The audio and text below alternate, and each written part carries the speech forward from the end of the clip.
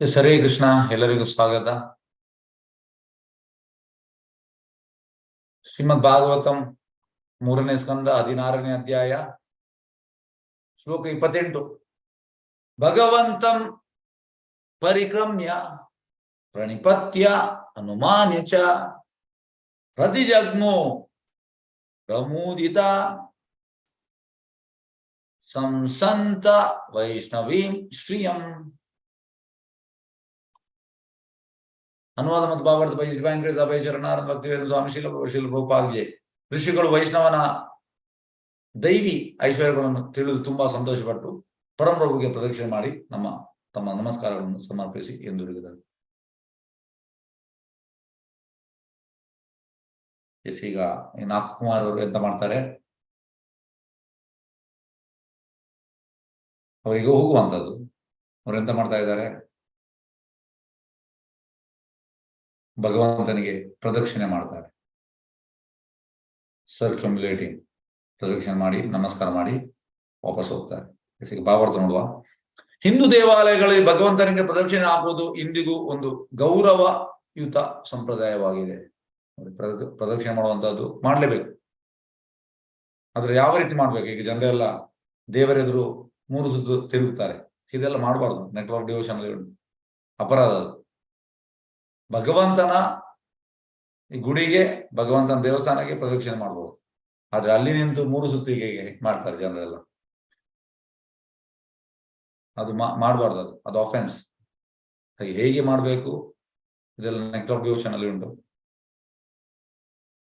ಹಾಕುದು ಇಂದಿಗೊಂದು ಗೌರವಯುತ ಸಂಪ್ರದಾಯವಾಗಿದೆ. ಆಗ್ಬೇಕು. ಅದರಲ್ಲೂ ವೈಷ್ಣವ ದೇವಾಲಯದ ಜನಗಳು ವಿಗ್ರಹಕ್ಕೆ ತಮ್ಮ ಗೌರವವನ್ನು ಸಮರ್ಪಿಸುವುದಾಗಿ ಮತ್ತು ದೇವಾಲಯವನ್ನು 3 ಬಾರಿ ಪ್ರದಕ್ಷಿಣೆ ಮಾಡುವುದಕ್ಕೆ ಏರ್ಪಾಡು ಮಾಡಲಾಗಿದೆ. 3 times ಪ್ರದಕ್ಷಿಣೆ ಮಾಡುವಂತ. ಶ್ಲೋಕ 29.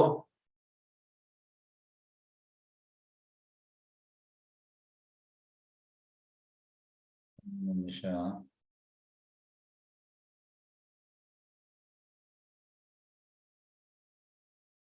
ಕೃಷ್ಣ ಚೈತನ್ಯ.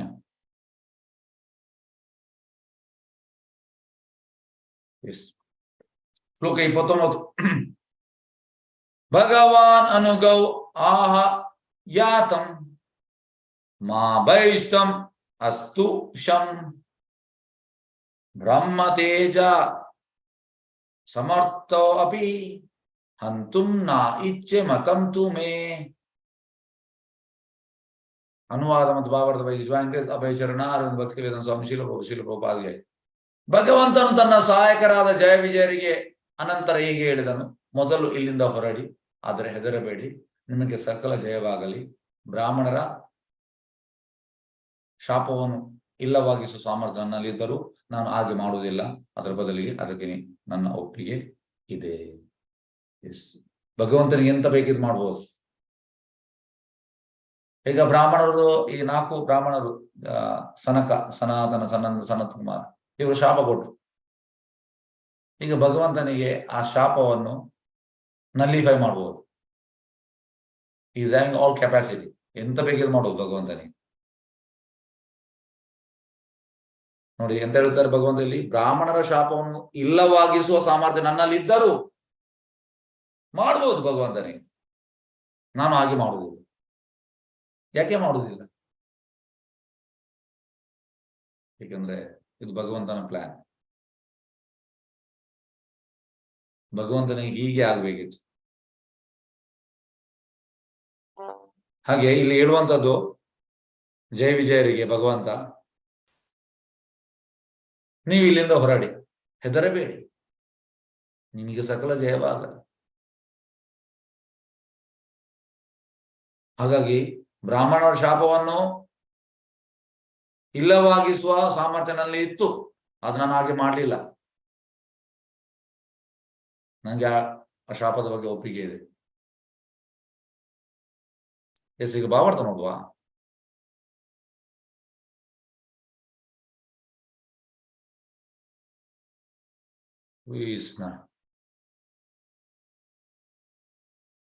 ಶ್ಲೋಕ 26ಕ್ಕೆ ಸಂಬಂಧಿಸಿದ ಹಾಗೆ ವಿವರಿಸಿರುವಂತೆ ನಡೆದ ಘಟನೆಗಳೆಲ್ಲಕ್ಕೂ ಭಗವಂತನ ಅನುಮತಿ ಇತ್ತು. 26ನೇದಲ್ಲಿ ಭಗವಂತ ಹೇಳುವಂಥದ್ದು, ಇದೆಲ್ಲ ನನ್ನ ಪ್ಲಾನ್ ಪ್ರಕಾರ ನಡೆಯುವಂಥದ್ದು, ನನ್ನ ಪ್ಲಾನ್. ಹಾಗಾಗಿ ಭಗವಂತಲ್ಲಿ ಹೇಳುವಂಥದ್ದು ಎಸ್ ನಂದು ಅನುಮತಿ ಇತ್ತು. ಈ 4 ಕುಮಾರರು ನಿಮಗೆ ಶಾಪ ಕೊಡುವಂಥದ್ದು ನಂದು ಅನುಮತಿ ಇತ್ತು.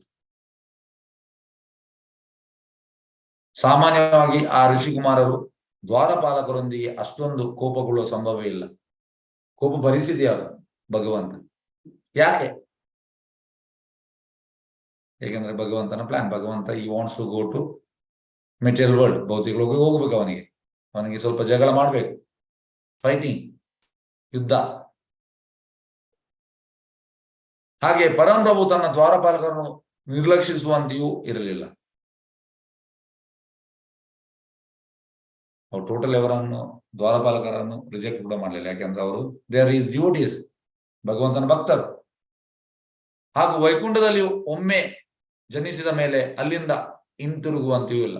ಈಗ ಜಯವಿಜಯರು ವೈಕುಂಠದಲ್ಲಿದ್ದಾರೆ, ಹಾಗಾಗಿ ಒಮ್ಮೆ ಅಲ್ಲಿ ಇದ್ದ ಮೇಲೆ ವಾಪಸ್ ಅಲ್ಲಿಂದ ಹೋಗುವಂತ ಕೂಡ ಇಲ್ಲ. ಅಂದ್ರೆ ಆದ್ರಿಂದ ಎಲ್ಲಾ ಪ್ರಸಂಗಗಳು ಭೌತಿಕ ಜಗತ್ತಿನಲ್ಲಿ ತನ್ನ ಲೀಲೆಗಳನ್ನು ಮೆರೆಯಲು ಭಗವಂತನೇ ಸ್ವಯಂ ರೂಪಿಸಿದಂಥವುಗಳಾಗಿದ್ದವು.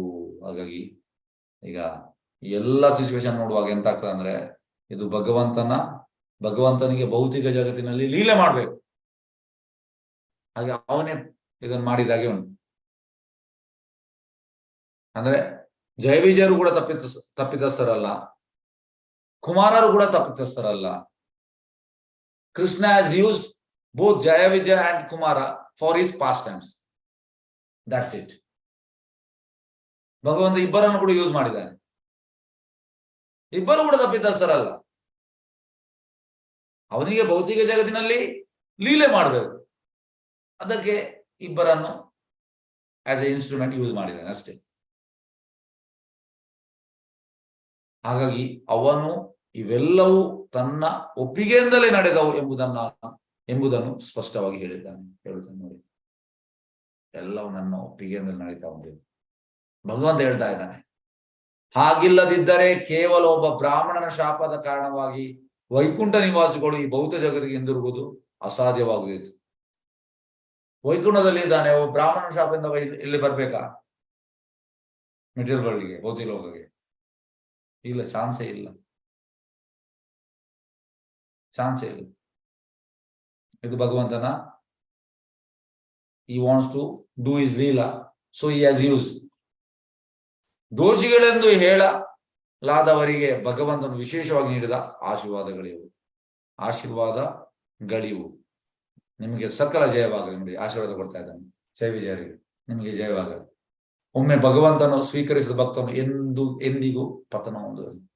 ನೋಡಿ, ಭಗವಂತ ಒಬ್ಬನನ್ನು ಸಿಲೆಕ್ಟ್ ಮಾಡಿದ್ದಾನೆ. Means something is there in that person. ಇಲ್ಲದ ಯಾಕೆ ಸೆಲೆಕ್ಟ್ ಮಾಡ್ಬೇಕು? ಭಗವಂತ ಆಗಿ ಎಲ್ಲರನ್ನು ಸೆಲೆಕ್ಟ್ ಮಾಡುವುದಿಲ್ಲ.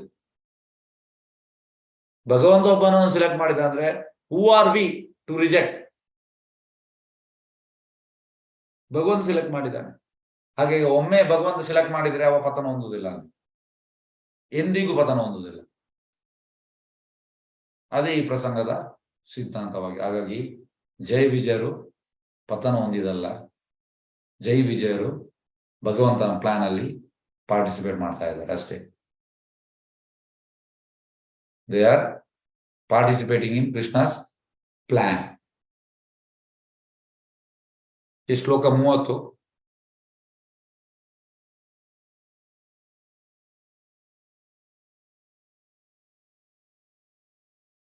ಹರೇ ಕೃಷ್ಣ. ಏತತ್ಪುರ ಏವ ನಿರ್ದಿಷ್ಟಂ ರಮಯ ಕ್ರುದ್ಧಾಯ ಯದಾ ಪುರ ಅಪವಾರಿತ ದ್ವಾರಿ ವಿಶಂತಿ ಮಯಿ ಉಪಾರತೆ. ವೈಕುಂಠದಿಂದ ಅವರು ನಿರ್ಗಮಿಸುವುದನ್ನು ಕುರಿತು ಮೊದಲೇ ಲಕ್ಷ್ಮಿಯು ಭವಿಷ್ಯ ನುಡಿದಿದ್ದಳು. ಅವಳಿಗೆ ಫಸ್ಟ್ ಗೊತ್ತಿದ್ದಾಳೆ. ಅವಳು ನಿಮ್ಮಿಬ್ಬರ ಮೇಲೆ ತುಂಬಾ ಕೋಪಗೊಂಡಿದ್ದಳು. ಏಕೆಂದ್ರೆ ಅವಳು ನನ್ನ ನೆಲೆಯನ್ನು ಬಿಟ್ಟು ಹೋಗಿ ಮತ್ತೆ ಹಿಂದಿರುಗಿದಾಗ ನಾನು ನಿರ್ದೇಶಿಸನ್ನು ಕಂಡು ನೀವು ಅವಳನ್ನು ಬಾಗಿಲು ಬಳಿ ತಡೆದಿರಿ. ಹಾಗಾಗಿ ಹಿಂದಿರುಗುವಾಗ ಭಗವಂತ ನಿರ್ದೇಶಿಸಿದ್ದಾನೆ.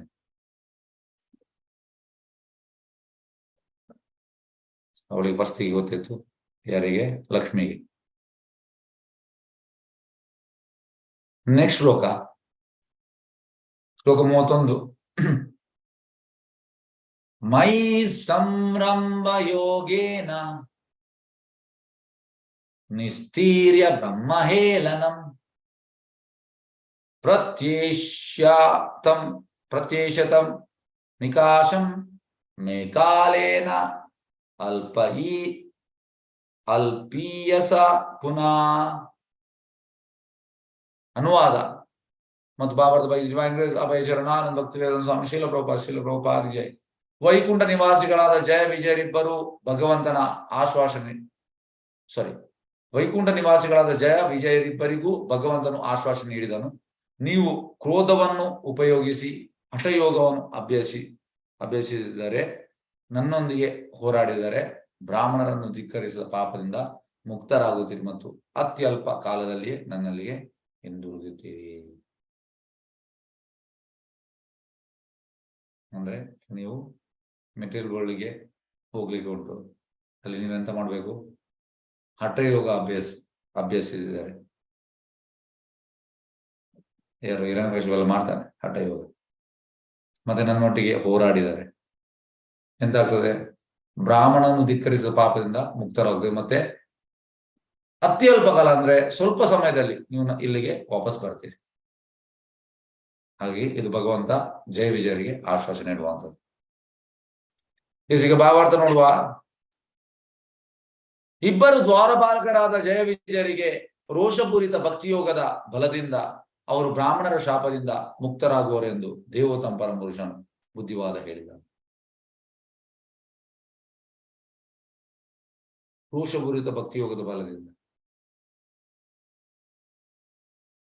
ಈ ಸಂಬಂಧದಲ್ಲಿ ಭಕ್ತಿಯೋಗದ ಆಚರಣೆಯಿಂದ ಒಬ್ಬನು ತನ್ನೆಲ್ಲ ಪಾಪದ ಫಲದಿಂದ ಮುಕ್ತನಾಗಬಲ್ಲನು ಎಂದು ಶ್ರೀಲ ಮಧು ಮುನಿಗಳು ಸೂಚಿಸಿದ್ದಾರೆ.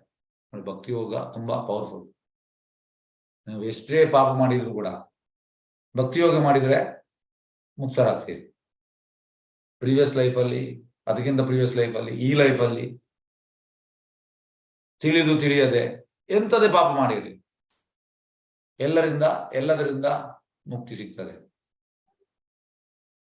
ಎಲ್ಲದರಿಂದ ಎಂತ ಮಾಡ್ಬೇಕು? ಭಕ್ತಿ ಯೋಗ ಮಾಡ್ಬೇಕು. ಹಾಗೆ ಪಾಪದಿಂದ ಮುಕ್ತಿ ಸಿಗ್ಬೇಕಿದ್ರೆ ಯು ಹ್ಯಾವ್ ಟು ಡೂ ಭಕ್ತಿ ಯೋಗ. ಭಕ್ತಿ ಯೋಗದ ಆಚರಣೆ ಅಷ್ಟು ಪವರ್ಫುಲ್. ಬೇರಾವ ವಿಧದಿಂದಲೂ ಪರಿಹರಿಸಲಾಗದ ಬ್ರಹ್ಮಶಾಪ ಅಥವಾ ಬ್ರಾಹ್ಮಣೋಪನ ಶಾಪ ಭಕ್ತಿ ಯೋಗದಿಂದ ಪರಿಹರಿಸಿಕೊಳ್ಳಬಹುದು. ಈಗ ಬ್ರಾಹ್ಮಣ ಶಾಪ ತುಂಬಾ ಪವರ್ಫುಲ್ ಅಂತ. ಆದ್ರೆ ಅಂತ ಪವರ್ಫುಲ್ ಶಾಪ ನೀವು ಭಕ್ತಿ ಯೋಗ ಮಾಡಿದ್ರೆ ಪರಿಹರಿಸಿಕೊಳ್ಳಬಹುದು.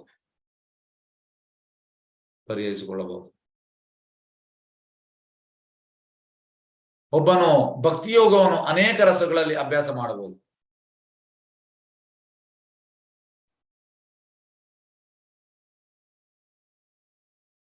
ಅನೇಕ ರಸಗಳಲ್ಲಿ. ಅದರಲ್ಲಿ ಯಾವುದೆಲ್ಲ ರಸ? 5 ಪ್ರಧಾನ ಮತ್ತೆ 7 ಗೌಣ, ಒಟ್ಟಿಗೆ 12 ರಸಗಳು. ನೆಕ್ಸ್ಟ್ ಆಫ್ ಡಿವೋಷನ್, ಭಕ್ತಿ ರಸ ಸಿಂಧುವಿನಲ್ಲಿ ಉಂಟು ಇದು. ಹೀಗೆ ಒಟ್ಟು 12 ರಸಗಳಿವೆ. 5 ಪ್ರಧಾನ ರಸಗಳು ನೇರ ಭಕ್ತಿಯೋಗವಾಗಿದೆ, ನೇರ ಭಕ್ತಿಯೋಗ. 7 ಗೌಣ ರಸಗಳು ಪರೋಕ್ಷವಾಗಿದ್ದರೂ ಅವು ಭಗವತ್ ಸೇವೆಯಲ್ಲಿ ಬಳಕೆಯಾಗಿದ್ದಲ್ಲಿ ಅವುಗಳನ್ನು ಕೂಡ ಭಕ್ತಿಯೋಗದೊಳಗೆ ಸೇರಿಸಬಹುದು. ಇನ್ನು ಸೆಕೆಂಡರಿ, ಪ್ರೈಮರಿ ರಸಾಸ್ ಅಂಡ್ ಸೆಕೆಂಡರಿ ರಸಗಳು ಭಗವತ್ ಸೇವೆಯಲ್ಲಿ ಬಳಕೆ ಆದ್ರೆ ಅದನ್ನು ಕೂಡ ಭಕ್ತಿಯೋಗ ಅಂತ ಹೇಳುವಂಥದ್ದು. ಆದ್ರೆ 5 ಪ್ರಧಾನ ರಸಗಳು ನೇರ ಭಕ್ತಿಯೋಗ, ಅದರಲ್ಲಿ ಇನ್ನೊಂದು ಮಾತಿಲ್ಲ. ಪರ್ಯಾಯವಾಗಿ ಹೇಳುವುದಾದ್ರೆ ಭಕ್ತಿಯೋಗವು ಎಲ್ಲವನ್ನು ಒಳಗೊಳ್ಳುತ್ತದೆ. ಎಲ್ಲ ಉಂಟಂತೆ ಭಕ್ತಿಯೋಗದಲ್ಲಿ, ಎಲ್ಲ. ಒಬ್ಬನು ಹೇಗಾದರಾಗಲಿ ದೇವೋತ್ತಮ ಪರಮೇಶ್ವರನಲ್ಲಿ ಅನುರಕ್ತನಾಗಿದ್ದರೆ ಶ್ರೀಮದ್ ಭಾಗವತದಲ್ಲಿ ವರ್ಣಿಸಿರುವಂತೆ 10ನೇ ಸ್ಕಂದ 29ನೇ ಅಧ್ಯಾಯ 15ನೇ ಶ್ಲೋಕ, ಅವನು ಭಕ್ತಿಯೋಗದ ತನ್ನನ್ನು ತೊಡಗಿಸಿಕೊಳ್ಳುತ್ತಾನೆ. ಅಂದ್ರೆ ಏನಗೇನ ಪ್ರಕಾರೇಣ ಬೈ ಸಮವರಾದ ನಾವು ಕೃಷ್ಣನಲ್ಲಿ ಅನುರಕ್ತ ಆಗ್ಬೇಕು. ಕಾಮ ಕ್ರೋಧಂ ಭಯಂ, ಗೋಪಿಯರು ದೈಹಿಕ ಕಾಮನೆಯ ಸಂಬಂಧದಲ್ಲಿ ಕಾಮ ಭಕ್ತಿಯೋಗದ ಮೂಲಕ ಕೃಷ್ಣನಿಂದ ಆಕರ್ಷಿತರಾಗಿದೆ. ನೋಡಿ, this is not kama, because it is in transcendental level, it is prema. ಯಾಕೆಂದ್ರೆ ಅವರಿಗೆ ಅವರ ಇಂದ್ರಿಯ ತುಷ್ಟಿಯನ್ನು ತೃಪ್ತಿ ಮಾಡುವ ಆಸೆ ಇರಲಿಲ್ಲ, ಅವರಿಗೆ ಕೃಷ್ಣನ ಇಂದ್ರಿಯಗಳನ್ನು ತೃಪ್ತಿ ಮಾಡಿಸುವ ಆಸೆ ಇತ್ತು. ಹಾಗಾಗಿ ಅದು ಇಟ್ ಈಸ್ ಎ ಪ್ರೇಮ ಗೋಪಿಯರ. ಹಾಗೆ ಸಾವಿನ ಭಯದ ಕಾರಣ ಕಂಸನು ಭಕ್ತಿಯೋಗದಲ್ಲಿ ಅನುರಕ್ತನಾಗಿದ್ದ. ಕಂಸ ಹೇಗೆ ಭಕ್ತಿಯೋಗದಲ್ಲಿ ಅವ ಯಾವಾಗಲೂ ಕೃಷ್ಣನನ್ನೇ ಸ್ಮರಿಸ್ತಾ ಇದ್ದ. ಸಾವಿನ ಭಯ, ಕೃಷ್ಣನನ್ನು ಕೊಲ್ತಾನೆ. ಹಾಗಾಗಿ ಭಕ್ತಿಯೋಗವು ಎಷ್ಟು ಶಕ್ತಿಯುತವಾದದೆಂದರೆ ಭಗವಂತನ ಶತ್ರುವಾಗಿದ್ದರೂ ಸಹ ಅವನನ್ನು ಸದಾ ಧ್ಯಾನಿಸಿದ್ದರೆ ಬಹುಬೇಗ ಬಿಡುಗಡೆ ಹೊಂದಬಹುದು. ಈಗ ಕಂಸ ಸದಾ ಕೃಷ್ಣನನ್ನು ಧ್ಯಾನಿಸ್ತಾ ಇದ್ದ, ಆದ್ರೆ ಯಾವ ರೂಪ? ಶತ್ರು ರೂಪದಲ್ಲಿ ಬಿಡುಗಡೆ ಹೊಂದಬಹುದು. ಹೀಗೆ ಹೇಳಿದೆ, ವಿಷ್ಣು ಭಕ್ತ ಸ್ಮೃತೋದೈವ ಆಸುರಸ್ತತ್ ವಿಪನ್ಯಯ. ವಿಷ್ಣು ಭಕ್ತರನ್ನು ದೇವತೆಗಳೆಂದು, ಭಕ್ತರನ್ನು ಅಸುರರೆಂದು ಕರೆಯಲಾಗಿದೆ. ವಿಷ್ಣು ಭಕ್ತರು ದೇವತೆಗಳು, ಮತ್ತೆ ಯಾರು ವಿಷ್ಣು ಭಕ್ತರಲ್ಲ ಅವರು ಅಸುರರು. ಆದರೆ ಭಕ್ತಿಯೋಗವು ಎಷ್ಟು ಶಕ್ತಿಶಾಲಿ ಅಂದರೆ ಸುರರು ಮತ್ತು ಅಸುರರು ಇಬ್ಬರು ತಾವು ಯಾವಾಗಲೂ ದೇವತಂಬರ ಸ್ಮರಣೆ ಮಾಡಿದರೆ ಅದರ ಫಲವನ್ನು ಅನುಭವಿಸುವುದು. ಹಾಗಾಗಿ ಭಕ್ತಿಯೋಗ, ಈಗ ಆಕ್ಚುಲಿ ನಾವೆಲ್ಲ ಅಸುರರು, ಆಸುರಿ ಪ್ರವೃತ್ತಿ ಇರುವಂಥದ್ದು ನಮ್ಮಲ್ಲಿ, ಸುರ ಪ್ರವೃತ್ತಿ ಇಲ್ಲ. ಆದ್ರೆ ಈಗ ನೋಡಿ ನಮ್ಗೆ ಎಷ್ಟು ಬೆನಿಫಿಟ್ ಆಗಿದೆ. ಯಾಕೆಂದ್ರೆ ನಾವು ಭಕ್ತಿಯೋಗಕ್ಕೆ ಒಳಗೆ ಬಂದಿದೆ. ಪ್ರಭುದೇವ ಒಂದು Kaliyuga means more or less all are asuric tendency ಇರುವವರು ಎಲ್ಲ. ಹಾಗಾಗಿ ಈಗ ನೋಡಿ, ನಾವು ಆಸುರಿಕ್ ಟೆಂಡೆನ್ಸಿ ಇದ್ದವರು ಕೂಡ ಭಕ್ತಿಯೋಗ ಬಂದ ಕಾರಣ ಈಗ ನಮ್ಮಲ್ಲಿ ಸುರರ ಟೆಂಡೆನ್ಸಿ ಬಂದಿದೆ. ದೈವಿ ಗುಣಗಳು ಈಗ ಬರ್ತಾ ಉಂಟು, ತುಂಬಾ ಅಲ್ಲ, ಸ್ವಲ್ಪ ಸ್ವಲ್ಪ ಮ್ಯಾನಿಫೆಸ್ಟ್ ಆಗ್ತಾ ಉಂಟು. ಅದು ಯಾಕೆಂದ್ರೆ ಭಕ್ತಿಯೋಗ ಅಷ್ಟು ಪವರ್ಫುಲ್.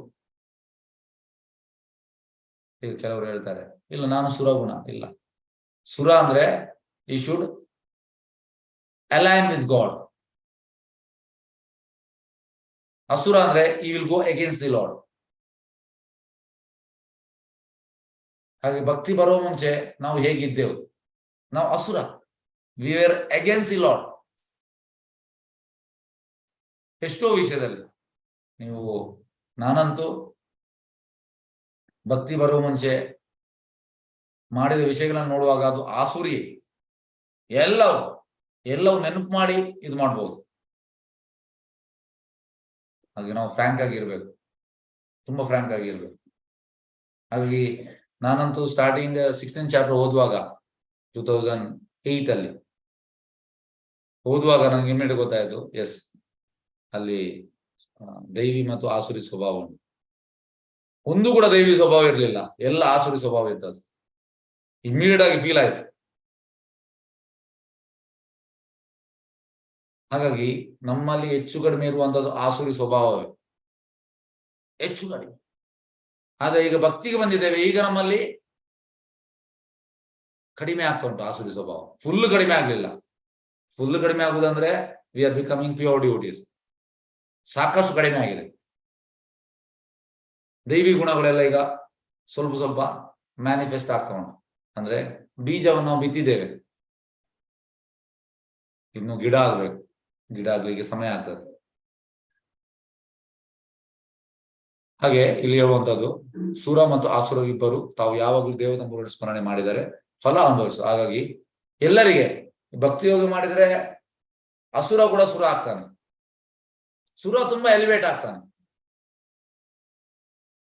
ಭಕ್ತಿಯೋಗದ ಮೂಲ ತತ್ವವೆಂದರೆ ಸದಾ ಪರಂಪ್ರಭುವನ್ನು ಸ್ಮರಿಸುವುದು, ಸದಾ ಸ್ಮರಣೆ.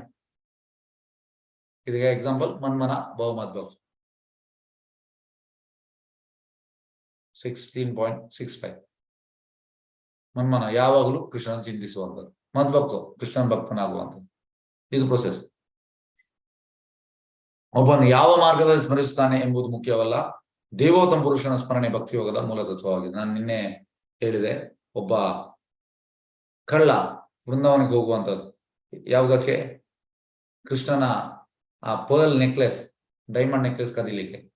ಅಲ್ಲಿ ಹೋಗಿ ಅವ ಎಂತ ಆಗ್ತದೆ, ಅವ ಫಸ್ಟಿಗೆ ಹೋಗಿ ಅದನ್ನು ಹಿಡಿತಾನೆ, ಕೃಷ್ಣ ಕೊಡುವುದಿಲ್ಲ. ನೆಕ್ಸ್ಟ್ ಡೇ ಕೃಷ್ಣ ಕೊಡ್ಲಿಕ್ಕೆ ಹೋಗುವಾಗ ಅವ ಹೇಳ್ತಾನೆ ನನಗೆ ಬೇಡ. ಈ ಬಿಕೇಮ್ ಡಿವೋಟಿ.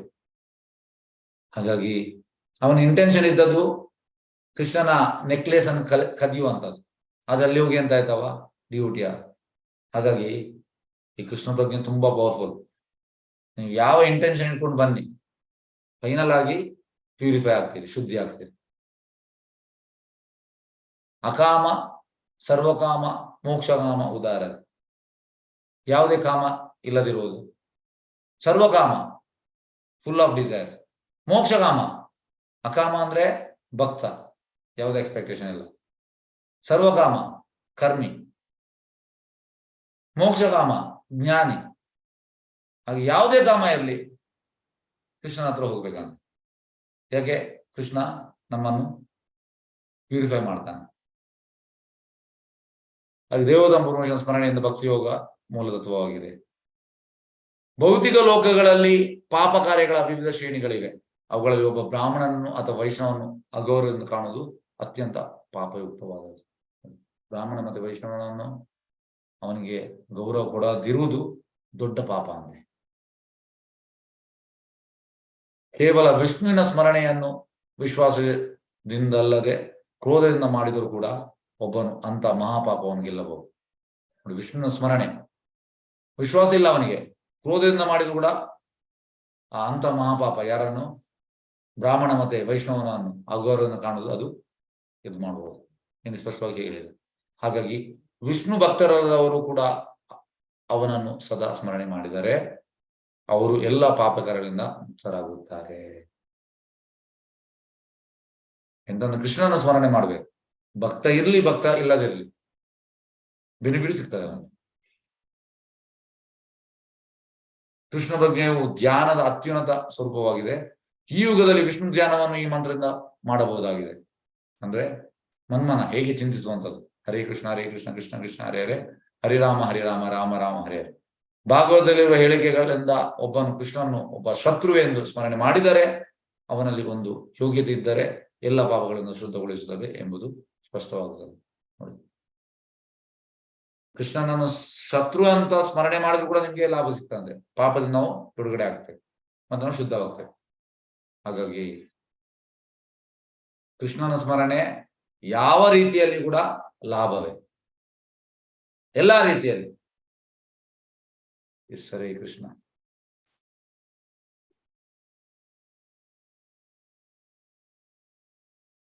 ಹರೇ ಕೃಷ್ಣ.